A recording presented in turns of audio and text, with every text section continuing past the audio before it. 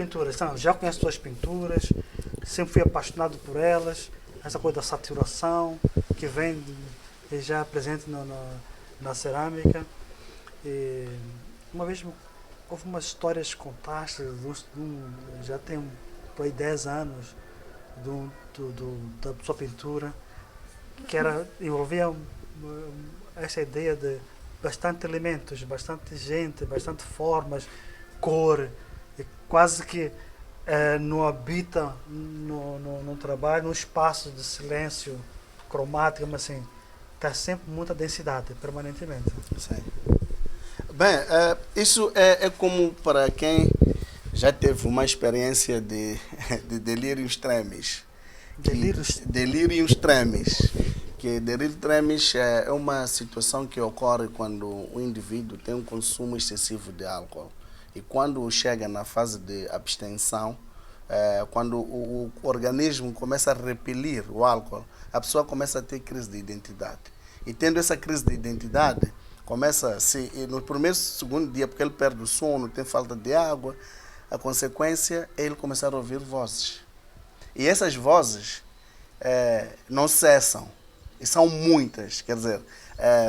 Então, essa pessoa fica em estado de confusão. E o meu trabalho remete-nos a isso porque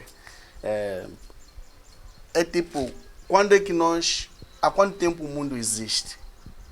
Partindo do princípio que uma alma nunca desaparece. Se o mundo tem milhares de anos, significa que onde nós estamos aqui, estamos numa aglomeração por causa da quantidade de indivíduos que já nos antecederam.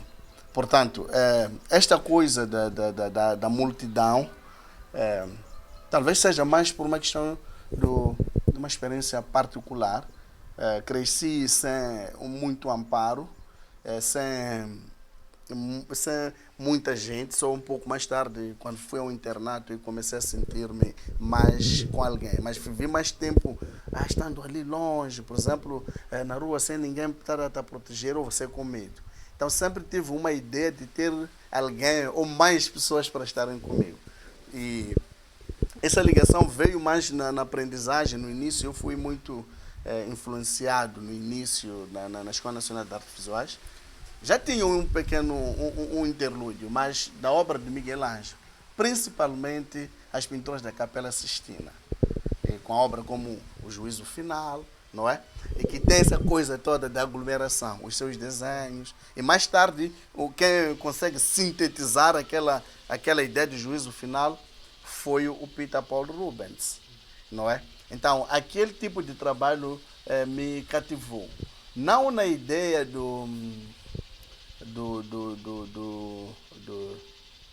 como eles trabalhavam, como posso dizer, dos anjos, de voar e tudo. Mas na nossa realidade, aqui em Moçambique particularmente, ou na nossa cultura, nós temos duas formas de acreditar na existência humana, que é nós que estamos aqui neste espaço físico, que vivemos sobre o céu e a terra. Para a concepção, digamos, universal, temos anjos, mas para nós, o Deus está lá no céu. E para nós, africanos, em algum momento, os nossos antepassados estão na terra. Não é?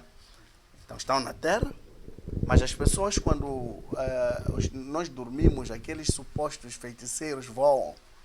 Não é? Em contradição com a ideia dos anjos ou da busca de Deus. Então, o meu trabalho entrou nessa questão da exploração da linha do horizonte no espaço físico, o espaço-tempo compacto onde nós estamos, as nossas crenças do ponto de vista da realidade nossa, da proveniência. Por quê? Porque muitos dentre nós, quando são mais novos, são dados um certo tipo de remédios tradicionais, às vezes são apresentados a espíritos através de uma pequena cerimônia que envolve um pouco de vinho e rapé, a dizer aos antepassados, dão-te um nome que tem a ver com essa coisa de um indivíduo que viveu um pouco antes na linha da família. Mas também temos a crença de um ser mais, digamos, também benevolente do lado de lá. Então, meu trabalho, na verdade, espelha essa particularidade desses mundos que nós vivemos. E, quer dizer, a maior parte das pessoas aqui vive isso. Nós acreditamos na existência de Deus universal, mas também acreditamos num certo grupo de nossos que vão nos guiando dia a dia. Então, como pode ver, essa parte normalmente é que é esse mundo nosso. Mas por causa da crise de identidade que algumas pessoas foram impostas, o mundo lá que às vezes chamam do antepassado, claro, não é muito não é fácil de decifrar e não é fácil também ser traduzido nem numa obra de arte. Mas isso é uma ideia sobre como eu penso sobre disso, sobre como posso dizer, uma procura de cura,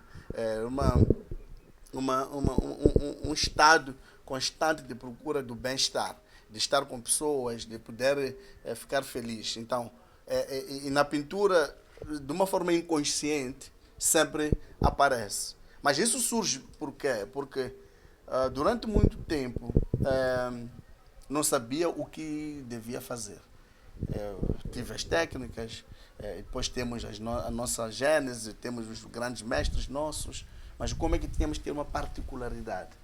Então, eu usei a capacidade técnica do desenho da figura humana, porque o desenho da figura humana é quem, às vezes, associa-se ao europeu. Eu acredito que isto só tem a ver com quem tem capacidade de ver e analisar. Se não fosse isso, não teríamos as esculturas do Benin. Eu vejo isso, é interessante. Os egípcios também trabalharam com isso.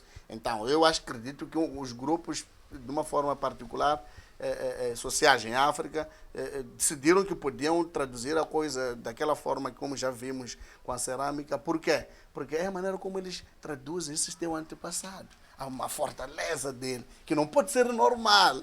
Né? A figura humana é normal, nós somos normais, estamos a nos a ver. Mas já aquelas figuras são mais para, fantasiar a realidade. E nós, nesta época, com os meios que temos, e a capacidade de análise, de pensamento que temos, e também de escolha, eu decidi que podia explorar isto como projeto, não como um resultado final por si, como um projeto por um período. E esse período, para mim, até por causa de não ter exposto esses trabalhos todos, que é um desafio que estamos agora a ter, era que de 2009 a 2019 eu devia cessar com esse projeto que estamos a ver.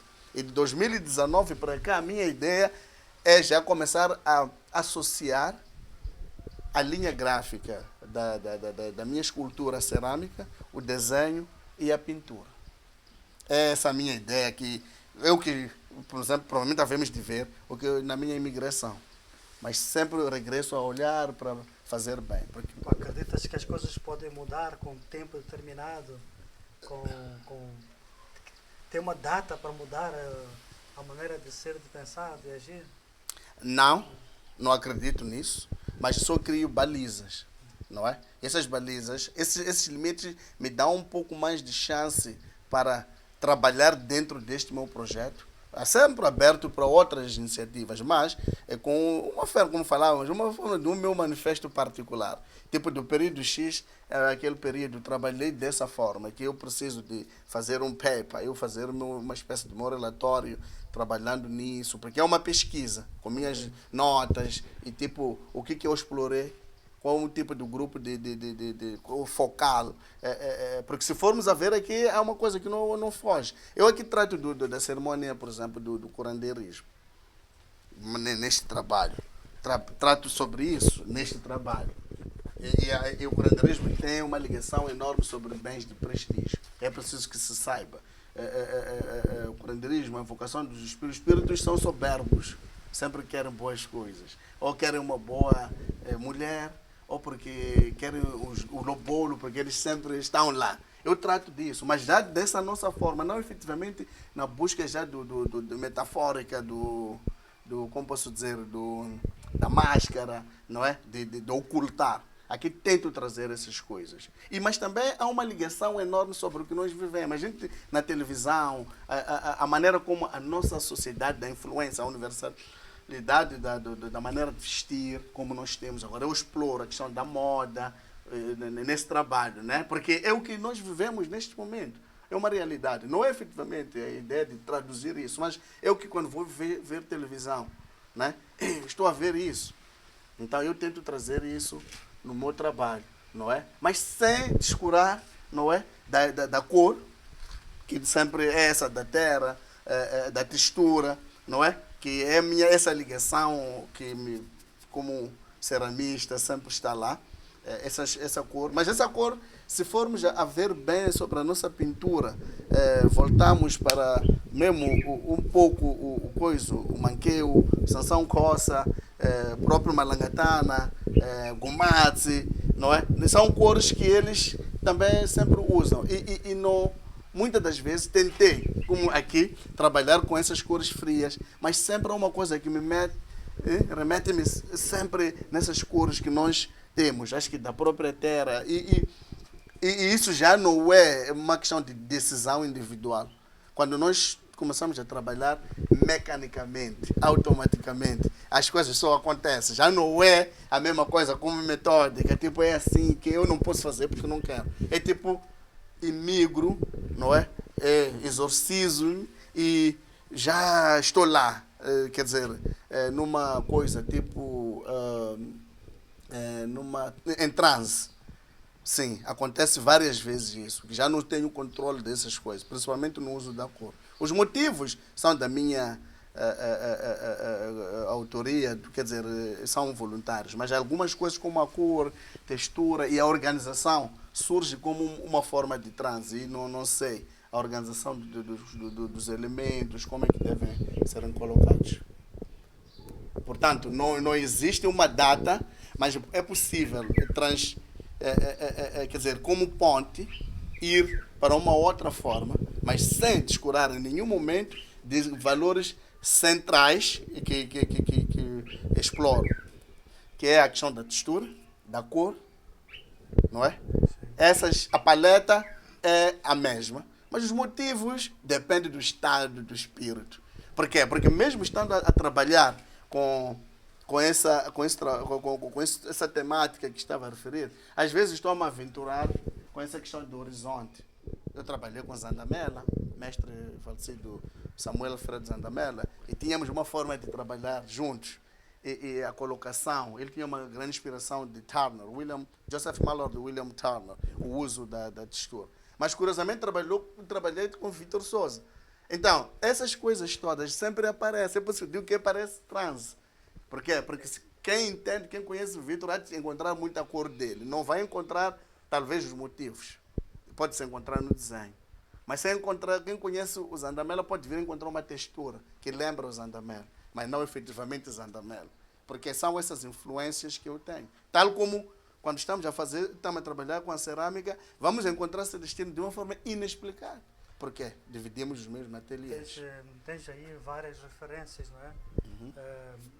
Mas tem um trabalho muito próprio teu, que não está nesses artistas, é muito teu. Só uma provocação, 5 artistas moçambicanos que tu poderias citar. Quais são os 5 artistas moçambicanos que citarias? E porquê os citarias?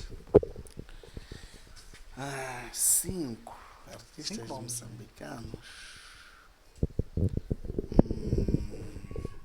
Vou citar Zandamela por uma particularidade. Zandamela tinha um trabalho, ou tem um trabalho, que era um marinheiro, um piloto da marinha e pintor, não é, do mar, e curiosamente morreu afogado. É muito estranho, mas é a realidade.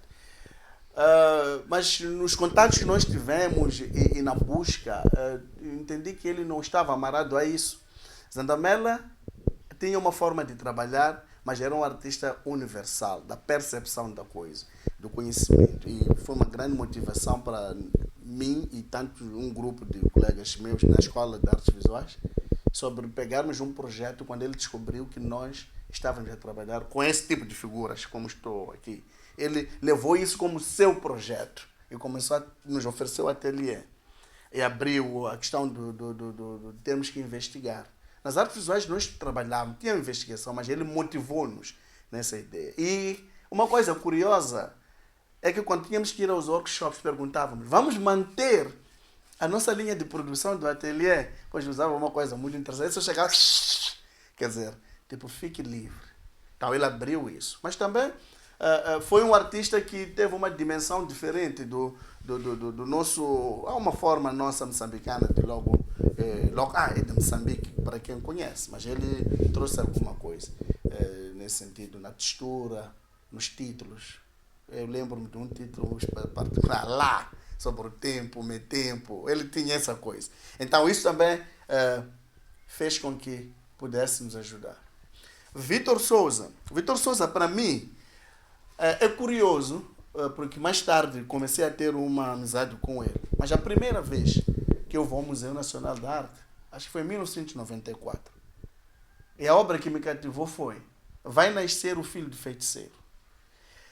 Vai Nascer o Filho do Feiticeiro traduz tudo aquilo que nós estávamos a discutir do outro lado, não no ateliê de cerâmica. Por quê? Porque as formas africanas de representação, a textura, a tatuagem, ele traz tudo. É estranho porque eu acho uma obra-prima que ele depois teve várias formas de trabalhar, vinho, mas aquele tem aquela coisa toda. Até seria uma escultura, se formos a ver bem, típica do Benin, em bronze, já, né? Eu começo a ver, mas depois começo a encontrar Vitor Souza, um homem. Essa obra tem uma autenticidade que as outras não têm. Sim! Todo o trabalho de Vitor Souza é completamente diferente, distante daquela pintura. É muito. Eu conheço a história da pintura. Sim. O Vitor Souza teve três filhos, três mulheres, Sim. e quando a esposa dele estava esperando o seu quarto filho, Sim. ele soube que é um rapaz. Sim. Por isso pintou aquele quadro. Ah, ok. Por Então, isso o Vai Nascer o feiticeiro... Filho do Feiticeiro, ele se refere ao filho mais novo. Ah, ao Chibo. Ao Chibo, o Ok, quarto filho. ok, tudo bem, não sabia. Então, é a primeira obra que eu começo a ter. Mas depois, ele sempre foi aberto com jovens. Nunca sentiu-se lá no topo, onde ele estava. Sempre puxou, seja quem for, deu oportunidade a qualquer um que estivesse perto dele. Como a parte humana do homem, essa parte... porque é preciso alguém para motivar. Algumas pessoas não estão abertas para isso. Isso motivou a mim e tantos outros artistas que até hoje, nas nossas conversas, depois de uma cerveja, aquele velho, não é? Por quê? Porque ele abriu-se, ele também descia, tornava-se nós. Okay. Então, volto, Malangatana. Malangatana, na verdade, para quem teve um sistema de educação sabia quem é Malangatana. É um pintor moçambicano que pinta quadros belíssimos. Isso é interessante, o que é belíssimo, o que é, quem pode traduzir o belo. É um miúdo que me encontrou, eu a fazer um mural de cimento. Depois, com a sua honestidade, o miúdo pergunta assim: tio, por que essas coisas de arte são bonitas quando são feias? Não é? Isso é bem interessante.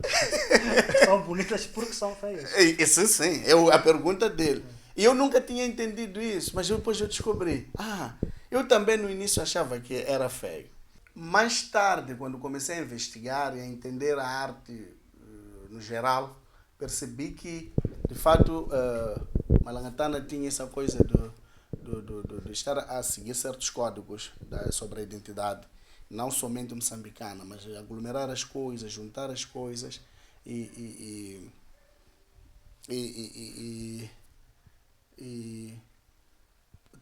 traduzir de uma forma a um nível internacional, ao seu trabalho, como ele fez, não é? Mas não somente na sua maneira de trabalhar e na sua, como indivíduo, as causas que ele também abraçou.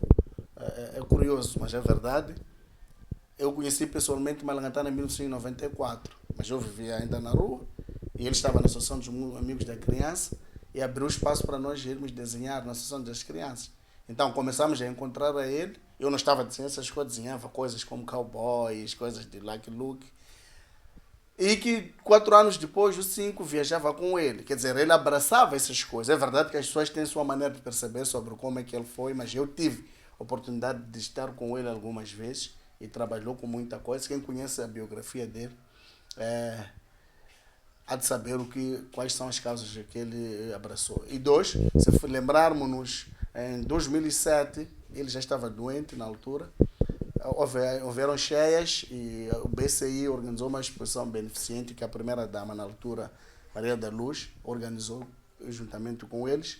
Malangantana falou sobre a condição do artista, o sofrimento que o artista passava e que era necessário que o Estado e os de direito pudessem apoiar. Quer dizer, são poucos que clamam pelos outros. Ele estava, na nossa maneira de ver, tudo bem, mas sempre clamava por nós. Então isso acrescenta o valor dele.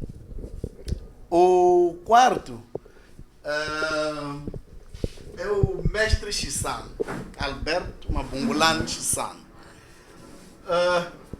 Vi a entrevista dele há muitos anos, que a TVM fez, mas estando em 2008 eu comecei a frequentar o Museu Chisano e por meio disso, depois de ver a monumentalidade do seu trabalho, antes de conhecer a história pura dele, gostei da maneira como ele organizou o museu, da maneira como ele trabalhou as várias facetas do seu trabalho, a coleção.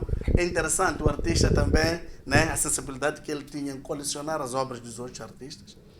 E que eu prestei homenagem, se quem vai para lá de encontrar um retrato, perdão, que eu fiz, né, porque eu senti que ele também estava lá, mas qual era a presença independente da sua escultura. Eu fiz um retrato que a esposa também, por algum motivo, achou que devia fazer parte daquela coleção.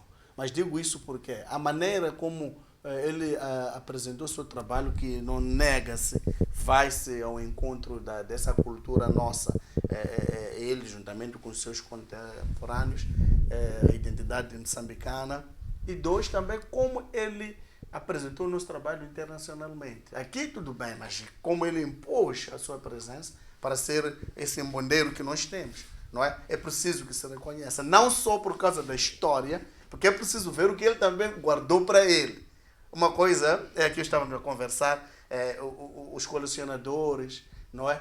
Tem que ter referências e com ele não só as pessoas adquiriram, as grandes empresas adquiriram, mas ele próprio manteve o seu espólio em cada fase do seu trabalho. Isso é o que nos inspira para que amanhã estejamos aqui. Então é uma das grandes figuras que nós admiramos, que eu admiro por acaso. E o quinto, para mim, por causa da dinâmica, o pensamento e a consciência da coisa, é o Gemus.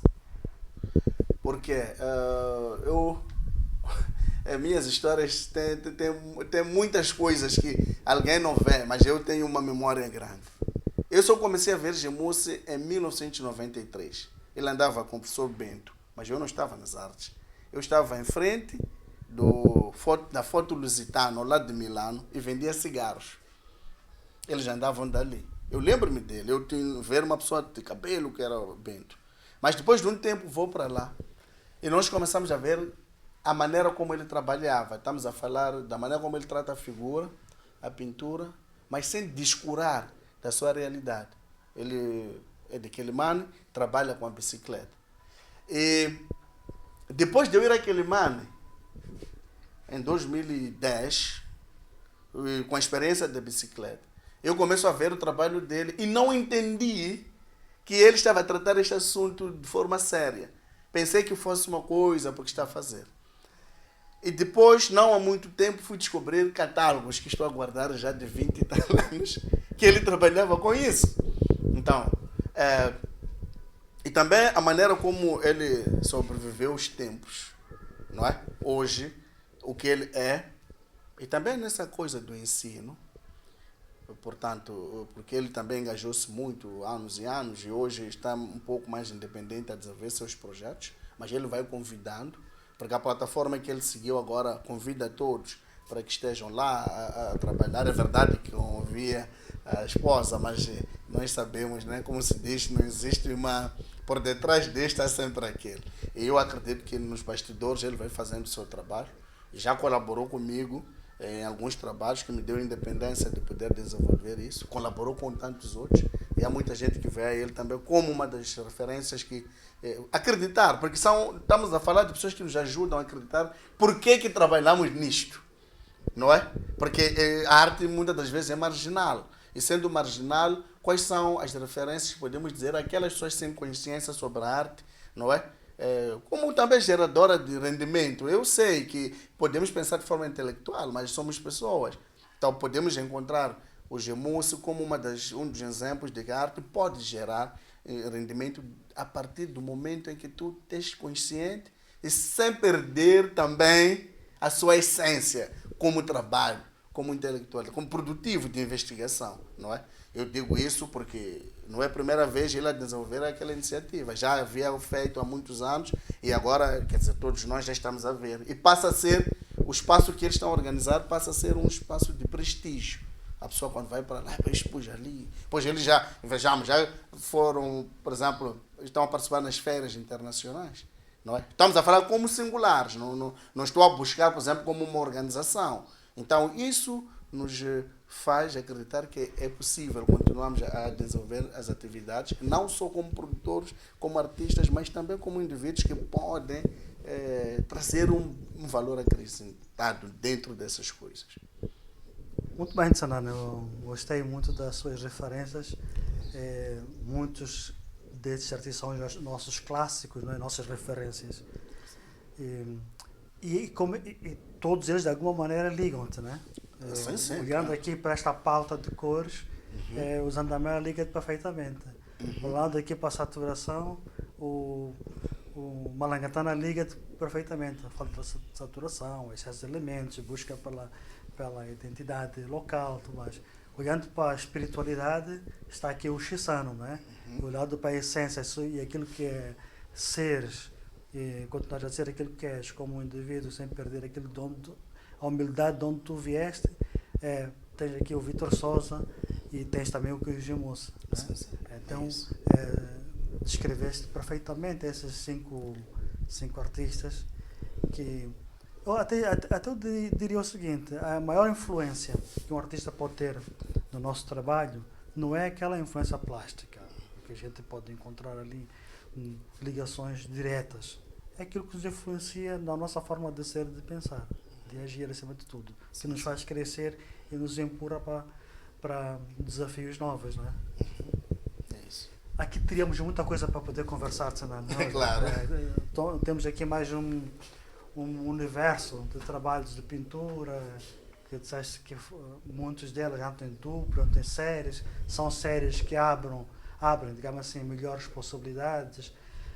São séries que começa, por exemplo, se nós vermos os nossos bairros e aquilo que é a deficiência de que encontramos no acesso ao transporte público, aquilo que é falaste há pouco tempo aí sobre a aflição, né? A necessidade, a carência e o caos causado em nós, causa em nós sobre essa necessidade de ter um equilíbrio social, está aqui, perfeitamente refletido. Sim, claro, porque isso é uma realidade. A pessoa quando sai a pensar que vai trabalhar, já sabe que tem que se preparar para uma luta, porque nós somos muitos em algum momento e o transporte é escasso e é muito difícil. Hoje em dia, para quem trabalha, vamos lá dizer, em qualquer lugar, sabe que começamos às 9 horas e terminamos às 14. Somos improdutivos por causa disso, porque temos problemas graves de transporte. É suposto que começamos a trabalhar às 7h30 para sairmos 15h30, sair. Mas é normal, a pessoa não chega, quem consegue madrugar, chega cedo e não encontra colegas. Começamos a trabalhar e 14 horas a pessoa tem que correr para poder ir para casa, não é? Então, mas essa maneira também não é muito bonita, não é? A pessoa perde muita coisa. Às vezes até não é efetivamente um roubo, mas porque aquela luta toda para entrar, às vezes só entra o corpo, deixou o sapato lá atrás, não é? Porque nós perdemos, quer dizer, tornamos-nos irracionais quando a gente vê um carro para nos levar. Então, este trabalho, na verdade, tenta traduzir isso no sentido de uma espécie de clamor, não é? Para todos nós, porque não é um caso particular, né? E não temos infraestrutura ainda. Acredito eu que é mais por causa das vias, e temos, a nossa cidade não é grande, não é? É muito pequena, a razão pela qual nas horas de ponta começamos a ter um questionamento, e chapa é um problema. E a produtividade, se estivermos nessa situação, vamos atrasar mais, porque trabalhamos menos, produzimos menos, é mais ou menos nesse sentido. Olha, Tsanana, muito obrigado, né? Temos que... Não é que temos, mas o tempo nos foge, né? Ah, claro. O tempo nos foge, e as horas de conversa continuam, né? Muito agradecido por teres aberto este espaço de conversa para o Centro Cultural Brasil Moçambique, poder mostrar a todos que seguem a nossa programação, àqueles que estão interessados em conhecer nossos artistas. És um exemplo de artistas mais jovens que nós temos, já não tão jovem assim, mas digamos, mais jovem, dos mais jovens que nós podemos ter aqui em Moçambique, e que se torna cada dia uma referência, concilia a sua vida profissional, como académico, como docente, com a sua vida de artista, que superaste várias adversidades da vida, e que gostaríamos, penso eu que todos os teus pares gostariam imenso de poder ver mais exposições tuas, e fica aqui um grande desafio. Se me abrir espaço para isso, eu irei empurrar para que isso possa acontecer. Há aqui muita coisa que tem que ser mostrada. És dos artistas que faz poucas exposições, poucas e boas, digamos, né? Muito obrigado. Muito obrigado. O desafio aceito, eu estou aberto para a gente ir para isso, né? E acredito também que é mais ou menos como falávamos anteriormente. Essas coisas também acontecem quando é preciso que aconteçam. E este é mais um caminho para atingirmos esse nosso objetivo. Muito obrigado. Terminamos aqui mais uma palavra do artista. Muito obrigado por estar em casa, que nos acompanhou e que dedicou pouquinho tempo para acompanhar esta conversa com este artista espetacular aqui do meu lado. E continua neste momento de pandemia, continua em casa, fique em casa, se cuide da sua família. Muitíssimo obrigado a todos.